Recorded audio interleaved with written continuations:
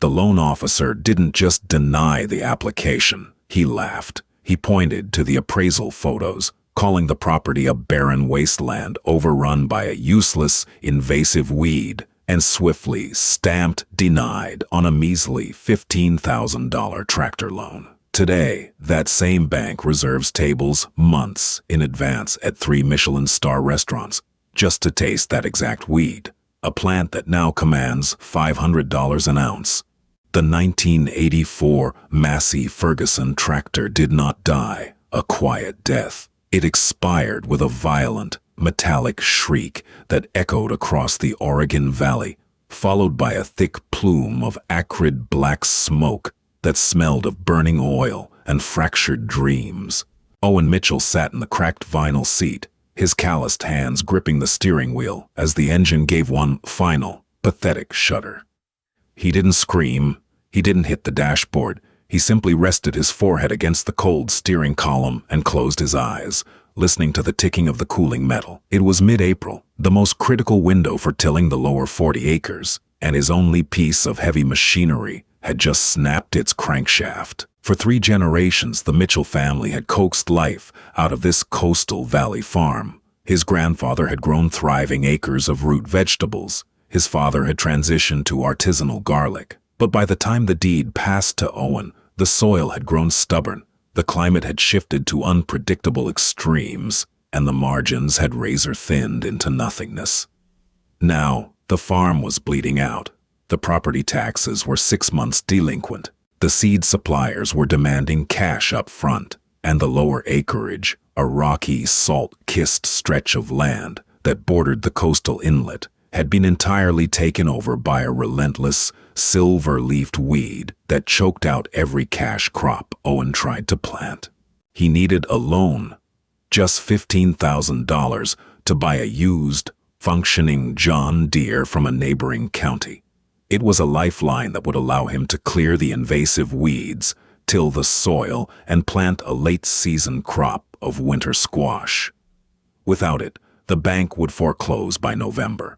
The following morning, Owen put on his only suit. It smelled faintly of mothballs and cedar, the shoulders slightly too wide, a relic from his father's funeral.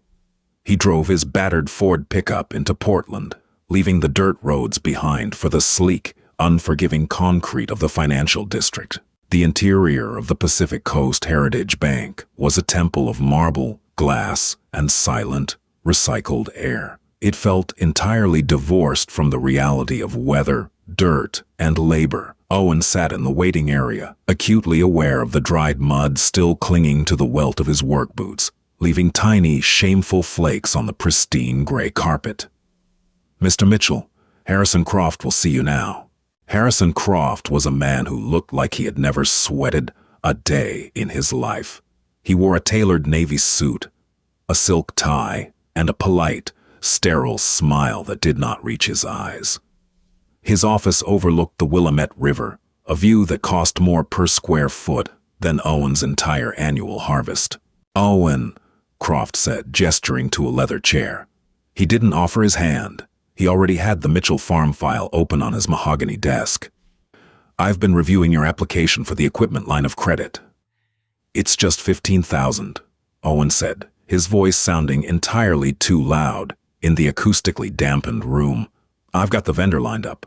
The equipment is sound. If I can get it out to the field by Thursday, I can save the lower 40. I can get a late crop in." Croft steepled his manicured fingers, his eyes flicking down to the appraisal report. He sighed, the kind of theatrical sigh a parent uses before disciplining a child. "Owen, I'm going to be frank with you. I appreciate your family's history with this institution. We really do.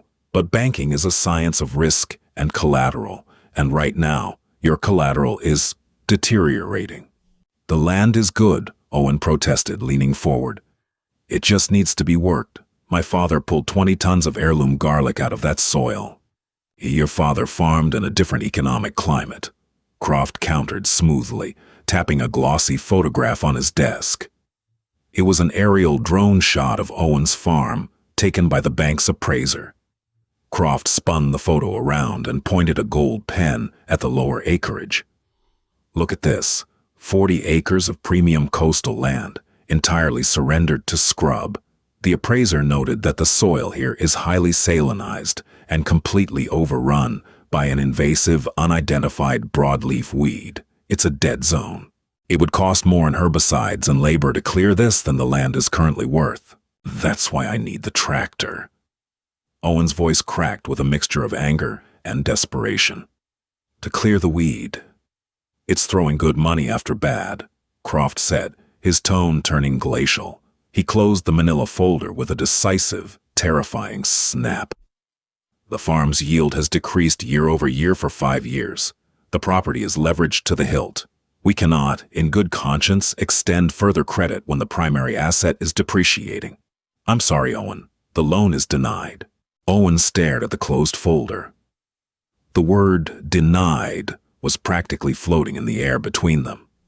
If I don't get that tractor, Owen said, his voice dropping to a hollow whisper, I miss the planning window.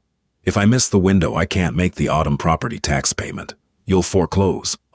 Croft offered a thin, sympathetic frown that looked utterly practiced.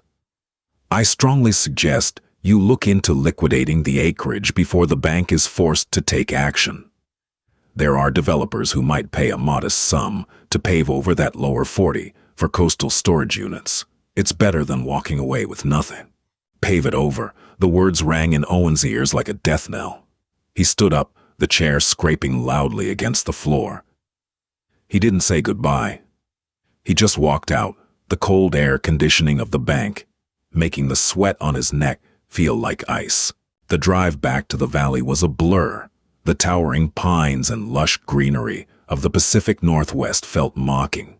He was a farmer who couldn't farm. He was the end of the Mitchell line, the man who was going to hand over his grandfather's legacy to be paved into concrete storage lockers. When he finally pulled into his dirt driveway, the sun was beginning to set, casting long, bleeding shadows across the fields. The dead Massey Ferguson sat in the middle of the yard, a rusted monument to his failure. Beyond it, stretching down toward the misty coastal inlet, lay the lower 40 acres. A sea of silver-green leaves rippling in the evening wind. The useless weed. The reason he was ruined. For 3 days, Owen didn't leave the property. He ignored the ringing phone, knowing it was either collection agencies or suppliers. He drank cheap black coffee and stared out the kitchen window at the lower 40. The weed was a strange phenomenon. It had only appeared a few years ago, slowly creeping up from the brackish tidal zone, thriving where the coastal saltwater occasionally flooded the soil during winter storms. It was a low-lying, creeping succulent with thick, fleshy leaves, the color of oxidized silver, threaded with faint, iridescent purple veins. It grew in dense, unforgiving mats, its roots clinging to the rocky soil with terrifying strength. No herbicide Owen could afford had touched it. Mowing it only seemed to make it grow back thicker. It was an apex survivor. By the 4th afternoon, a dark, chaotic anger finally overtook Owen's depression. If the bank was going to take the land, he wasn't going to let them take it peacefully. If he had to tear every single weed out of the ground with his bare hands just to spite Harrison Croft, he would. He grabbed a heavy steel hoe, a pair of thick leather work gloves, and marched down to the salt-kissed flats. The coastal wind was howling, whipping his jacket around him as he stepped into the sea of silver. He swung the hoe with vicious, blinding fury, striking the earth hard enough to send sparks flying from the hidden rocks. He swung until his shoulders screamed, until the wooden handle splintered slightly, until he was gasping for air. He dropped to his knees, plunging his gloved hands into the dirt, grabbing a thick cluster of the weed, and pulling with all his might. The root system tore free from the soil with a loud snap. As the roots snapped, something incredible happened. The air was suddenly saturated with an aroma so intense, so overwhelmingly complex, that Owen literally stopped breathing. It didn't smell like a weed. It didn't smell like grass or decay. It smelled like the deep, briny essence of a raw, icy ocean breeze. instantly followed by the rich, earthy, intoxicating musk of white truffles and toasted hazelnuts. Owen knelt there in the dirt, confused. He pulled off his leather glove, his bare fingers trembling, as he picked up a torn, bruised leaf. The scent was emanating directly from the broken veins of the plant. A thick, clear sap was oozing from the stem. He brought the leaf to his nose. It was hypnotic. It smelled like wealth. It smelled like a world he had only seen on television. The kind of culinary luxury that existed thousands of miles away from a dying farm. Driven by an instinct he couldn't entirely explain, Owen wiped the dirt off the fleshy leaf on his denim jeans, closed his eyes, and bit down. The crunch was astonishingly loud, the texture identical to a crisp, high-end apple, but the flavor was an explosion. First came a bright, piercing burst of pure sea salt and lemon zest. Then, as he chewed, it mellowed into a deep, savory umami, like a perfectly seared ribeye resting in melted bone marrow. Finally, it finished on his palate with the unmistakable, lingering whisper of white truffles. It was the most delicious thing Owen had ever tasted in his 34 years of life. He sat back on his heels, the wind howling around him, staring at the 40 acres of silver leaves. Millions of them, millions of leaves, thriving in the salty, rocky soil that Harrison Croft had called a dead zone. "What are you?" Owen whispered to the wind. He didn't know what the plant was, but he knew one thing. Rich people paid a lot of money for things that tasted like this. Owen ran back to the house. He tore through his cupboards, finding 2 large, clear, plastic storage bins. He sprinted back to the field and spent the next 3 hours carefully harvesting the most pristine, unblemished leaves he could find, packing them gently between layers of damp paper towels to keep them crisp. By 9 p.m., he was back in his truck, speeding north on Interstate 5 toward Seattle. Portland had great food, but Seattle was a global culinary hub. It was the gateway to the Pacific Rim, home to elite foraging syndicates and chefs who obsessed over micro-regional ingredients. He didn't have an appointment. He didn't have connections. He only had a name he had read in a discarded food magazine at the dentist's office months ago. Gideon Locke. Locke wasn't a chef. He was a culinary prospector, a high-end ingredient broker who supplied the rarest wild mushrooms, heirloom ferments, and coastal forage to the most exclusive kitchens in North America. Rumor had it that if an ingredient didn't pass through Gideon Locke's warehouse, it didn't exist in the world of fine dining. At 1 a.m., Owen's truck rattled into the damp, neon-lit industrial district of South Seattle. He parked illegally next to a sleek, unmarked warehouse with a single, heavily reinforced steel door. A small, glowing keypad was the only sign of life. Owen killed the engine. He grabbed one of the plastic bins from the passenger seat, his heart hammering against his ribs. He was a dirt-poor farmer in a mothball-scented jacket, about to knock on the door of a man who dealt with billionaires. It was an insane gamble. But he had nothing left to lose. He walked up to the steel door and pounded on it with his fist. For 2 minutes, nothing happened. He pounded again, harder this time. The heavy door suddenly swung open, revealing a glaringly bright stainless steel loading bay. A man stood in the doorway. He was tall, gaunt, dressed in an immaculate black turtleneck and holding a clipboard. He looked at Owen's boots, then at his jacket, and finally at his face, his expression one of profound irritation. "Deliveries are scheduled between 4 and 6 in the morning," the man said in a clipped, British accented voice. "And you are not on my manifest. Leave." He started to close the door. "Wait!" Owen shoved his boot into the doorframe, wincing as the heavy steel bit into his leather toe. "Are you Gideon Locke?" The man paused, his eyes narrowing. "I am. And if you don't remove your foot, I'm going to call the police." "I brought something," Owen said, his voice shaking slightly. He held up the cheap plastic bin. Something you've never seen before. Something nobody has ever seen before. Locke glanced at the Tupperware and scoffed. Let me guess. You found a mutated chanterelle. Or perhaps some wild ramp you think is special because you pulled it out of a ditch. I deal with 50 amateur foragers a week, mate. I don't buy out of Tupperware. Just smell it, Owen pleaded, gripping the plastic lid. 1 second. If you don't care, I'll walk away, I promise. Locke looked at his watch, sighed, and crossed his arms. You have exactly 5 seconds before the alarm is tripped. Owen didn't hesitate. He snapped the plastic lid off the bin. The pressurized air inside the container, which had been trapping the plant's volatile oils for 4 hours, rolled out into the damp Seattle night. Gideon Locke froze. The dismissive sneer vanished from his face instantly. He uncrossed his arms, leaning forward, his nostrils flaring as his brain tried to process the sensory data hitting his olfactory receptors. The scent of ozone, truffle, and aged parmesan cut through the smell of the city's exhaust fumes like a razor blade. What? Locke whispered, his voice entirely changed. The British aloofness was gone, replaced by raw, primal curiosity. What is that? I don't know, Owen said honestly, but it grows on my land. Locke reached into the bin with trembling fingers. He lifted a single, silver-veined leaf into the harsh, fluorescent light of the loading bay.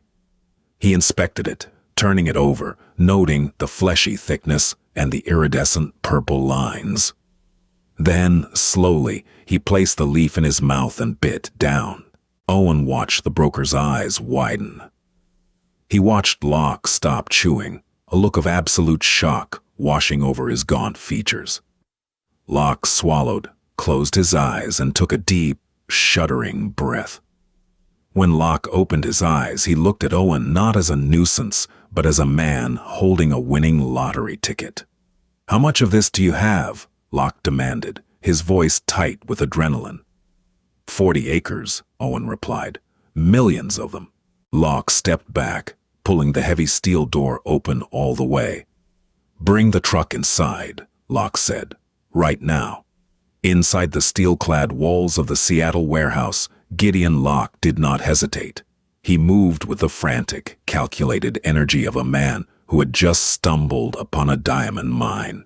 He transferred the bruised leaves from Owen's cheap plastic bin onto a pristine, stainless steel prep table, treating each silver-veined stem as if it were spun glass. Gideon immediately placed a call to Chef Remy Fontaine, a culinary prodigy whose flagship restaurant in Manhattan held 3 Michelin stars.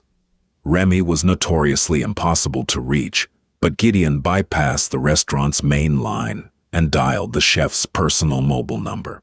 Remy, I have it, Gideon whispered into the receiver, his voice trembling with rare excitement. The apex ingredient. It makes Alba truffles taste like wet cardboard. I am sending an overnight refrigerated courier to New York. Cancel whatever special tasting menu you had planned for Friday. Within 48 hours, the culinary underworld was entirely destabilized.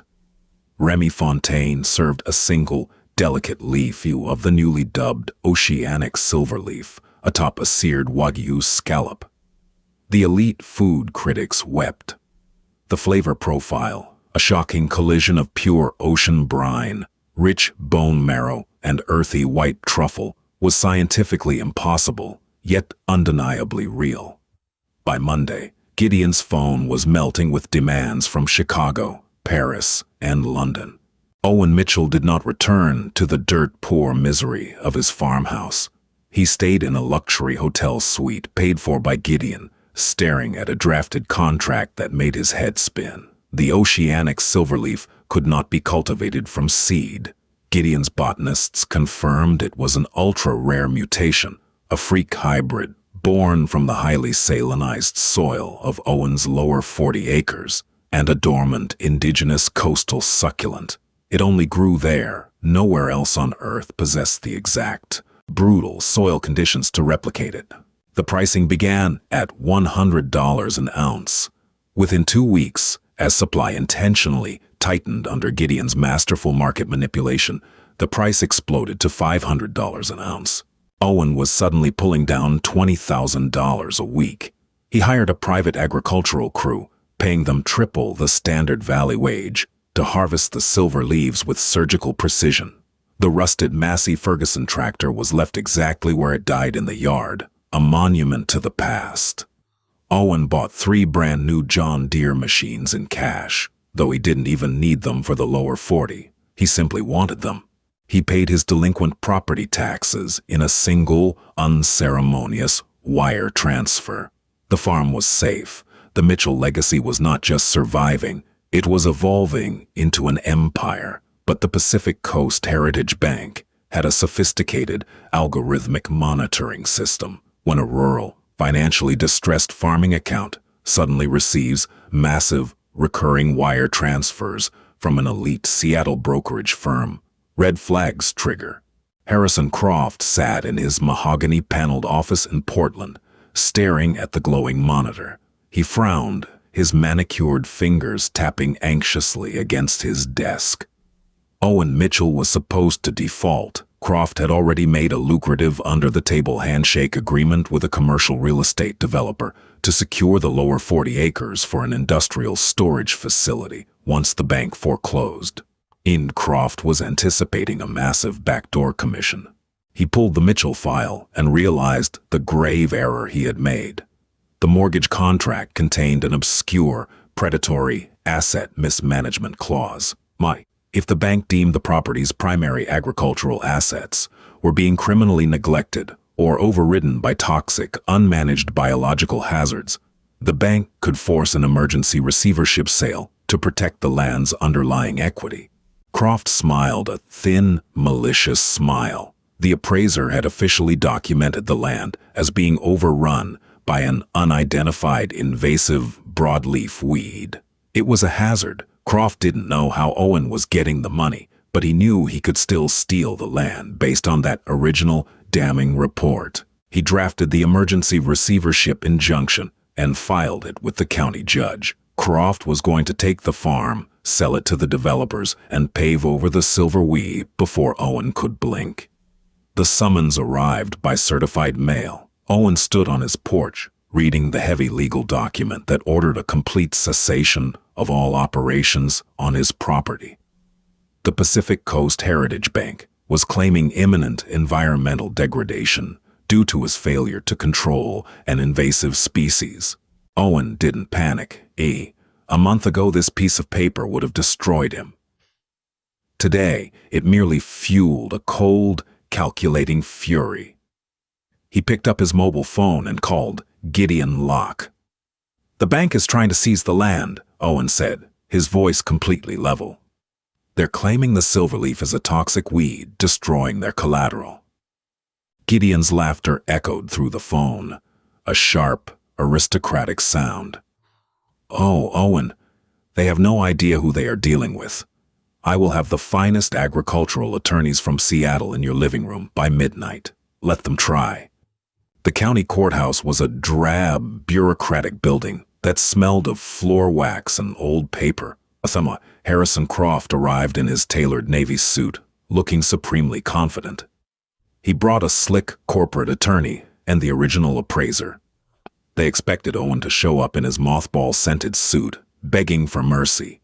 Instead, Owen walked through the heavy wooden doors, flanked by 3 men in bespoke Italian suits. Behind them walked Chef Remy Fontaine, who had flown in directly from New York, and Madeline Hayes, the top food critic for the Global Culinary Tribune. The judge, a weary gray-haired man named Honorable Peterson, adjusted his glasses as the courtroom filled with people who clearly did not belong in a rural property dispute. "Mr. Croft," the judge sighed, looking at the docket. "You are requesting an emergency receivership of the Mitchell farm, citing toxic agricultural neglect?" "Yes, Your Honor," Croft said smoothly, standing up. "The defendant has allowed 40 acres of premium coastal land to be entirely consumed by an invasive weed, rendering the property useless and destroying the bank's collateral. Owen's lead attorney, a razor-sharp litigator named Preston Miller, stood up. Your Honor, if I may, the bank claims this plant is a useless weed. We would like to enter Exhibit A into evidence. He handed a laminated invoice to the bailiff, who passed it to the judge. The judge's eyes widened slightly. This is an invoice from Locke Culinary Syndicate, the attorney stated clearly. It shows that Mr. Mitchell's so-called useless weed is currently trading on the global commodities market at $500 per ounce. For context, Your Honor, that makes the biological mass currently growing on Mr. Mitchell's lower 40 acres worth approximately $32 million. Croft's face lost all color. He gripped the edge of his table. That's absurd. It's a weed. It grows in salt and rocks. We also have Chef Remy Fontaine here, the attorney continued, ignoring Croft. He is prepared to testify under oath that this weed is the most significant botanical culinary discovery of the 21st century.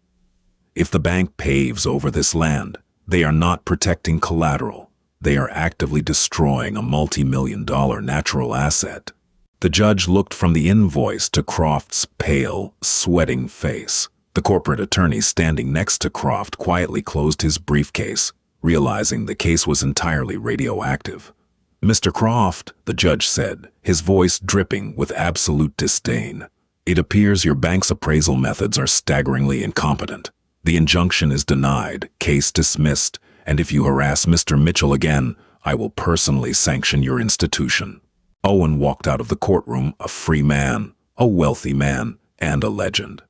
6 months later, the Pacific Coast Heritage Bank was suffering. Several bad investments had tanked their quarterly earnings, and the board of directors was furious. Harrison Croft, trying to impress a vital, wealthy investor to save his own job, managed to secure a nearly impossible reservation at Remy Fontaine's flagship restaurant in Manhattan. It cost Croft a massive bribe to the maître just to get a table.